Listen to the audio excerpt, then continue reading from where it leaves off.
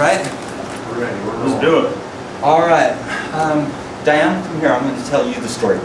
And all right. Okay, it's the Hallettestonion Seazoria Dragons Discovery. 500 million years ago, when it was the ocean out here, we had large prehistoric sea creatures that inhabited the ocean, and we've got a graveyard right over here in North Ogden that's got the remains of these prehistoric sea creatures that died 484 million years ago. They're called Hallettestonion Seazoria Dragons, and it's a completely new era of prehistoric biology that predates the dinosaur era, opening up a completely new frontier in the science of prehistoric biology.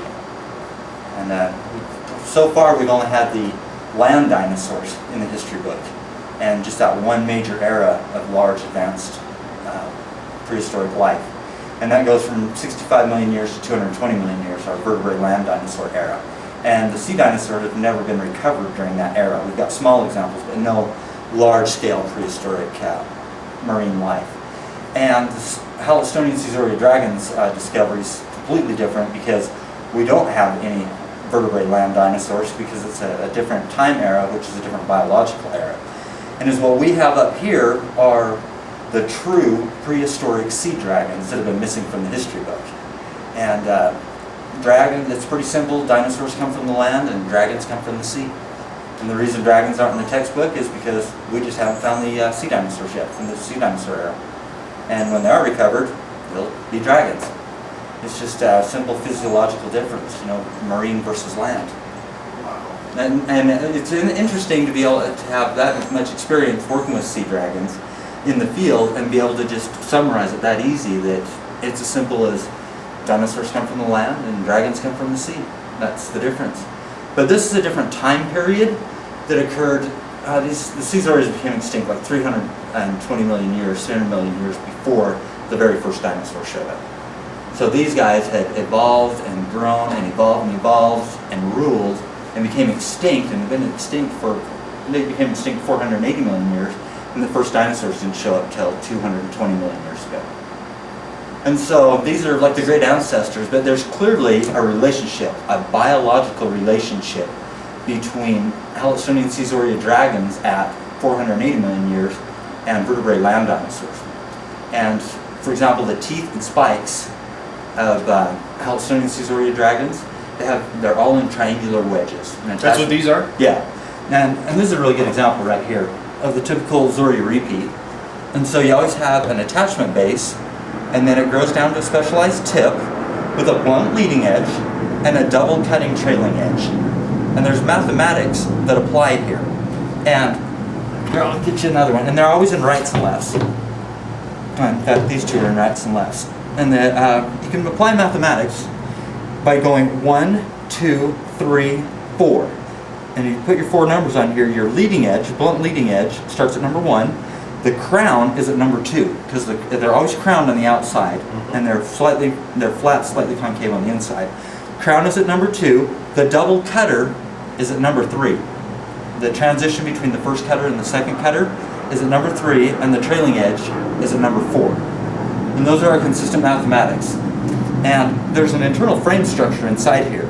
And that's why all the pieces always turn out the same, is because they always have the same internal substructure. And here you can see a Seazoria dragon skull. There's your 123-inch Seazoria. That's this right here? Yep. And, you know, with science, we've all become accustomed to only knowing about the land dinosaurs.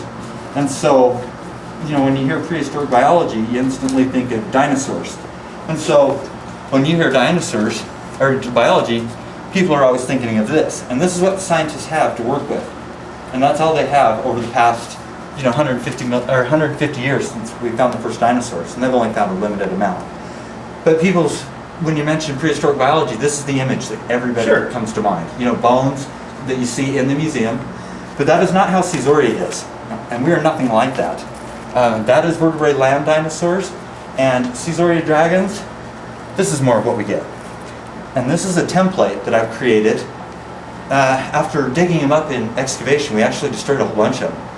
And after we destroyed so many, I started mapping them because there was a consistency to the configuration. And what you get is you get a skull with its right and left sides. It's always cut off at the back, and it grows towards a nose. And then dinosaurs actually have their teeth directly underneath. But it's not like that in Seazorias. The teeth in Seazorias are in a duck-billed configuration surrounding the skull. And that's something completely different, because everybody's expecting the jawbone. You know, where's the jawbone? Where's the jawbone? Well, in Seazorias, we have teeth and spikes. We don't have, teeth and a skull. We don't have the traditional setup like you find in a dinosaur. Everybody's expecting this, and we're coming in with something completely different. And a Seazoria dragon might look something a little more similar to this in reconstruction. And then the whole key to the discovery, see, now here's what we're working with. The dinosaur and the paleontologists, the world's best, they're working with land dinosaurs of that size. And this is what we're working with Hallettestonian Seazoria dragons. And dinosaurs generally died on the surface, and they're blown out. And it's very rare to find a skull with a dinosaur. Most people don't know that, but it's rare. And they've only recovered about 5,000 or parts of 5,000 dinosaurs since they found them 150 years ago. And with Seazorias, our creatures appear as though when it was the ocean, that bluff up there was the only shallow water around, and it must have been their habitat area, because they've all swam up there, and they're all laying together on their stomachs and chins, laid out, and they're like frozen alive and then buried in sediments. Wow. And they've been entombed there for nearly 500 million years, but the bluff has a slope to it. And so over time, the Seazorias have become exposed, and that's how I found them, in a partially exposed state. And but it's totally different, People are expecting to see this image of prehistoric biology, but they're not expecting to see this. And when you get in them, you get your skull, right and left sides, just like all skulls are cut down the middle, and it has a right and left side. And then the teeth extend out and around in the duckbill. And then the males have a large main spike at the top of the back of their neck, 2/3 the size of their skull. And then it comes down, and you have neck spikes. We have crown spikes on the skull, and then you have your body spikes. And they all grow upward and rearward. Defensive. And then it's like a blubber layer. And so you get your spiking layer, then the blubber layer, and then it's got like a shell in there. And then the internal organs are below that. And never in paleontology have we recovered internal organs from a prehistoric creature. That's unheard of with dinosaurs. But with ours, they're 35 feet wide, and they're frozen alive and buried, so it's not like the internal organs could have jumped out of their body and left, they're still sitting there. And the 484 million years, they've turned to stone, but it's all sitting there. In excavation, we didn't usually get down that deep, but on one occasion, I got low enough into the hump. You had your skull there, and the long neck, and the hump, and we were down the front part of the hump, down in the lower section, and the heart was there. And it sits horizontally in the lower forward section of the hump, and it was blood red and awesome. And there was like roots that were surrounding it and came backwards, and that was part of the central nervous system that survived. Wow. Things that are unheard of. Like in dinosaurs, there's no colors.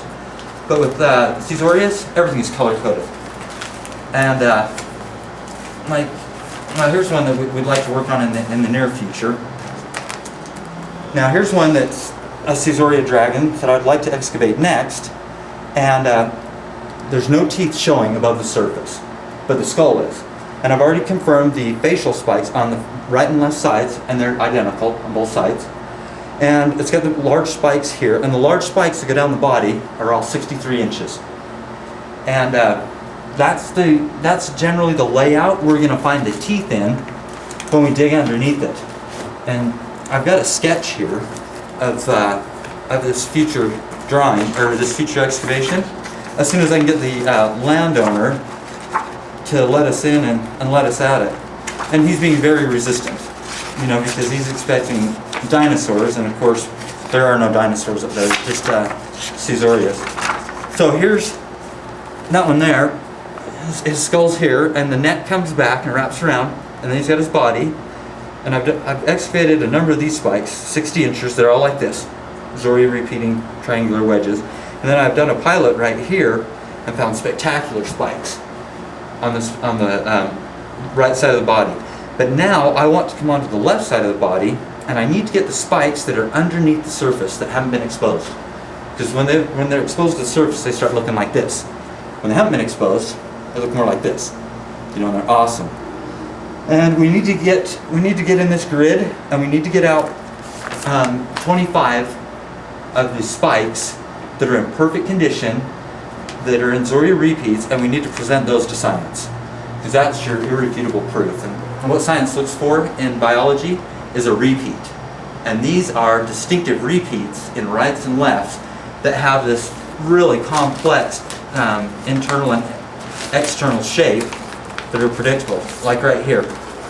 This is a template of a Zoria repeat, and they're all like that. You have your attachment base, and then there is a growth core band. The growth core band is right here, and that represents the internal section where it was attached, and at the bottom of the growth core was the external functioning section.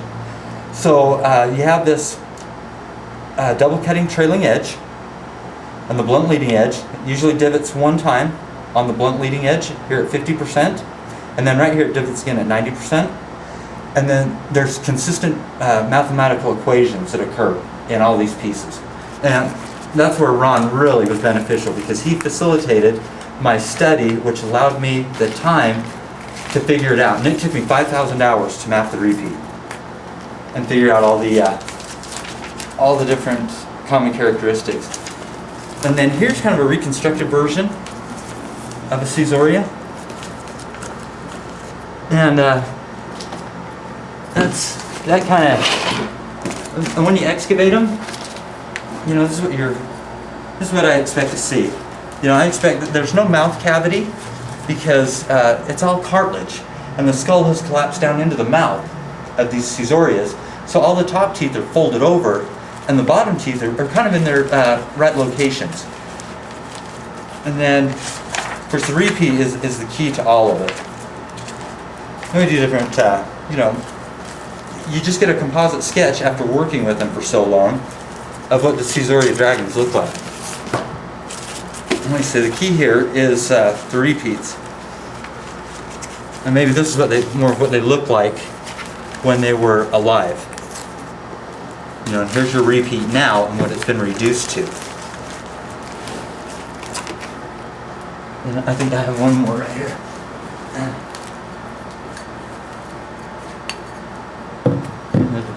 Those are all right-handed configurations.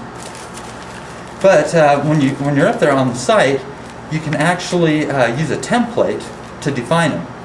And you can go in and take one of our Seazoria templates with all the key characteristics and start matching them up. Because inside every single Zoria repeat is a frame structure. And it's right there. And it's a growth spines substructure. And they fan. You've got spines coming down, you know, creating the structure from the base to the tip. And then you also have spines that go from the leading edge to the trailing edge, and from the trailing edge to the leading edge, but they fan as they go down.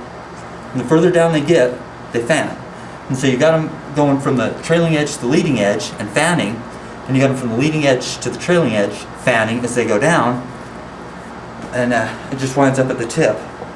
And if you look at the structure on our Zoria repeats, the tip's reinforced because everything meets at the tip. You've got your crown right here, and the crown comes down, and that's the center of the tip. But your leading edge, your trailing edge, your front side crown, and the back side all come together at the tip, giving it its structural reinforcement. So it's, hey, we're getting a phone call. That's a good place for me to break. All right, cool.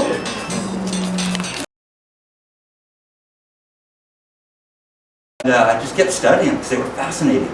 And the more I studied them, the more I learned, and I kept writing about it so I could convey it to the paleontologists. After so many years of writing it and studying and excavating and looking back over the material that I created to convey it to the scientific community, that's when I realized, of course, I'd never find any expert that can help me because they never even thought of life that old.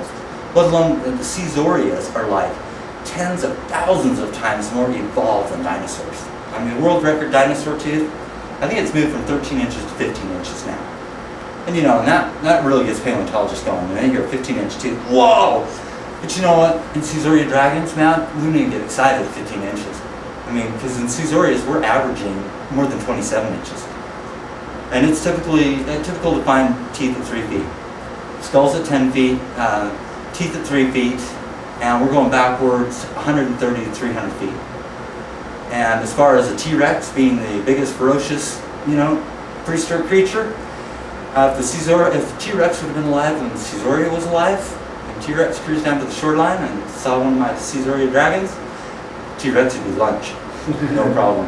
And he could consume an entire T-Rex for lunch. Because you can park a semi in a Seazoria dragon.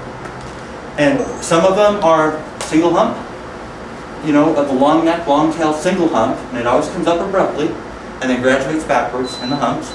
And then there's a twin hump, and then there's a triple hump, and there's also a quadruple hump.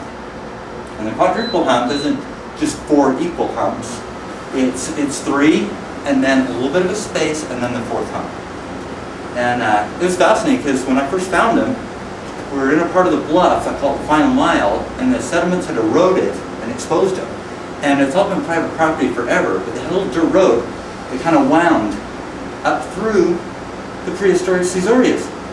And you could get on this little teeny private road, and heck, it was like Jurassic Park the movie.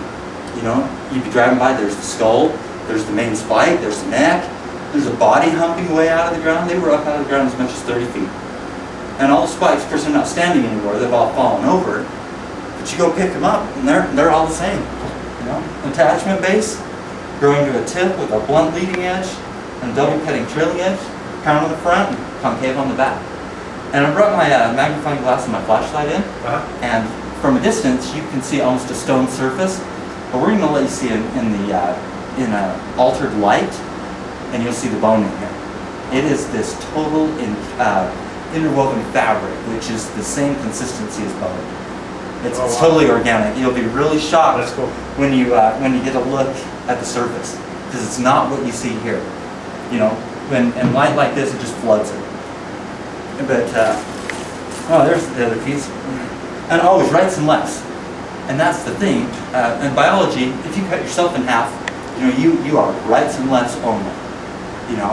And there's no 2 rights and lefts, because they're mirror image, like your teeth. You got 32 biological repeats. But none of them are identical because they're all mirror image opposites of each other. But every one of them is biologically produced because it's created. And geology, rocks are like way down in sediments. The biology grows from within. So you have a forward and outward growth, but the growth is from within. And that's a tip off to it. Plus the fact, rights and lefts. And every piece up there is in a distinctive right or left that's highly identifiable through the templates that we've created over time. I need to refine them a little better, but you always have your attachment base, then that growth core, and then that substructure. The substructure really seals the deal because it is so absolutely consistent that it's mathematically predictable. And there's so many of them. I mean, there's mega millions of repeats up there, and they're all repeats. And that's what makes it irrefutable. Anybody that tries to challenge our discovery and says it's rocks, like a paleontologist, we will eat those guys for lunch because the repeat, the mathematicians, and that's who we need with the Seazoria Discovery, not vertebrate land dinosaur paleontologists, because they're kind of bad news. Because they're so stereotyped in working with land dinosaurs that their techniques do not work with Seazoria dragons. It's totally different biology, it needs to be handled completely different.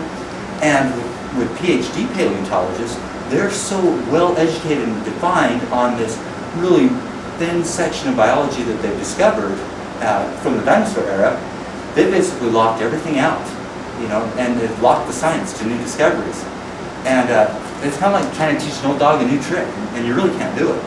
And so it winds up kind of being a fight with those guys. Instead of accepting what's right there in the ground in front of them, they keep trying to go back to their education and come up with a template that they learned in school that applies to vertebrate land dinosaurs and the bones in vertebrate land dinosaurs. And that's not what we have with Seazoria dragons. I mean, you gotta work back. You gotta start with the answers and work backwards to the questions. But these guys have their own little theories in mind as far as what their perception of prehistoric biology should be based on their experience with land dinosaurs. So really, they're a stumbling block. It's not going to work. No, and I don't even bother up with them, because it's not like they can come in and add. So what we need are mathematicians, because these spikes. I'll pull out some photos here in a few, and I'll show you large spikes. I'm excited. Are we ready to go record a radio show now? Whatever you want to do. All right, let's do it. I want to. Looking forward to this interview for what? A month at least. At least, yeah. That was cool to find out that you guys had been tipped off to my discovery, and that Absolutely. When you guys contacted me, I was pretty thrilled. Yeah. I was like, "That's awesome, man! I'll definitely do a radio interview to, This is fun. further get the Seazoria Dragons Discovery out there." Well, there's so many stories to me here. Like we said in the previous interview, the last show, we kind of touched on our next show, which was you, and your discovery's huge. If it is what you say it is, that's huge. The other thing is, how come nobody's backing it? That's the other story that's here. That's huge. That took me a long time and 20,000 plus hours, almost over 10 years. And I've got these large prehistoric sea creatures, and it leaves very little to the imagination because they were frozen alive. So they're basically intact. They're laying on their stomachs, they're laying on their chins, the crown spikes are there, the facial spikes, the full and complete set of teeth, replacement teeth, the body spikes, neck spikes, the internal organs, the whole thing's there. And you've researched this for quite a while, right, Mike? Oh yeah, and I mean the only way they could be found, they would never be found by paleontologists. They're definitely going to be found by somebody like me that worked in excavation. Well, let's start there. That's a great place to start. Okay. Because you discovered this because you work in excavation. Yeah, right? I mean, when you open up the ground 10 hours a day, 5 days a week, you not only get to have a knowledge of the surface, but you get a three-dimensional knowledge about what goes on below the surface. Well, for the listeners, let's lay the groundwork so we understand where this is all coming from. This is Utah that we're talking about. We're in northern Utah, and we're talking about which would be prehistoric Lake Bonneville, and even prior to that, which would be Pacific Ocean, the shore of the Pacific Ocean. And on alongside Lake Bonneville or the shore of the Pacific Ocean is a plateau of land that comes out in an unusually flat spot on the side of the mountain. Mm-hmm. And it's on this place. Would have made shallow water, basically. Had the water the only line shallow been that water high, area around at that time. It would have been and we're talking how long is that? 100 yards? I'm 200 yards? saying that it's 5 miles long and 3 miles wide. Okay, so 3 miles wide sticking out from the mountain. And I've actually driven my own personal vehicle up on the mountainside there and seen this plateau. And it does look bizarre because the mountain comes down the side of a mountain like every other mountain you see. And here's this flat plateau that sticks out.